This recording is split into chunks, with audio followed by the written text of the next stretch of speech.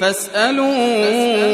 أهل الذكر إن كنتم لا تعلمون.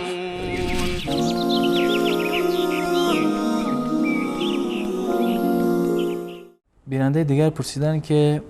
آیا در میان اهل سنت سید وجود دارد و اگر هست نسبش به چه کسی میرسه؟ در اصل سادات اهل سنت بودن، علی رضی الله تعالی عنه، حسنین و علی زین العابدین، امام محمد باقر و جعفر صادق، تمامی از اینها بزرگان اهل سنت بودن و در میان اهل سنت و جزئی از علمای برجسته زمانشان و از نسلی از اونها افرادی که به انحراف نرفتن در عموم اهل سنت هستند. بله. و از قدیم نامهایشان ثبت بود و به طور نمونه می شود که از حکمرانای قبل از دور حکومت آل سعود که در مکه مکرمه بودن، اشراف، نسبشان به حسن رضی الله عنه می رسید و دیگران در یمن بود. در جاهای مختلفی وجود دارد و انساب اشرافی که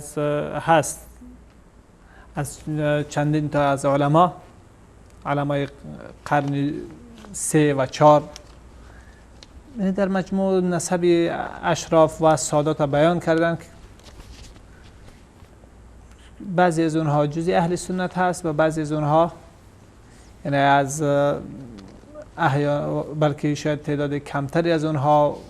انحراف کرده و دیدگاه 12 امامی یا که تشیع به خود گرفتن. و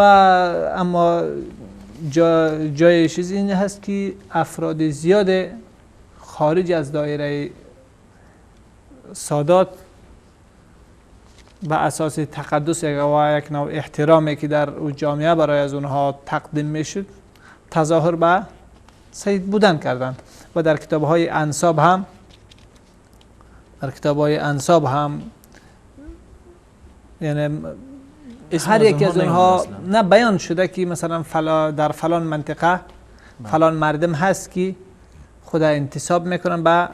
آل بیت و به سید بودن و هیچ و اونها اصل ندارن و بلکه او شخصی که خدا به اون نسبت میتونه اصلا از او فرزنده نمانده بود یا احیانا با اون نام شخصی در تاریخ سادات یعنی آل بیت نبوده. پس یک نام افتراضی است یا که انتساب افتراضی است و این در مجموع کتاب‌های انساب و مخصوصا انساب اشراف که حتی بعضی منسوبین به مکتب تشیع نوشتن وجود داره. پس همه آن کسانی که این خدا به سید بودن نسبت میدهند یا که لقب سید به خود اختیار کردن، نه همشان سید و از اهل بیت هست، بلکه تعداد مدعین دروغین هستند و نه همه آنها بیرون از اهل بیت هستند، بلکه تعداد زیاده از اهل بیت و از خاندان پیامبر اکرم صلی الله علیه و سلم هستند و در مجموع اکثریت از آنها برمیگرده به نسل حسنین، حسن رضی الله تعالی عنه و حسین رضی الله تعالی عنه از فرزندان علی و فاطمه الزهرا رضی الله تعالی عنهما.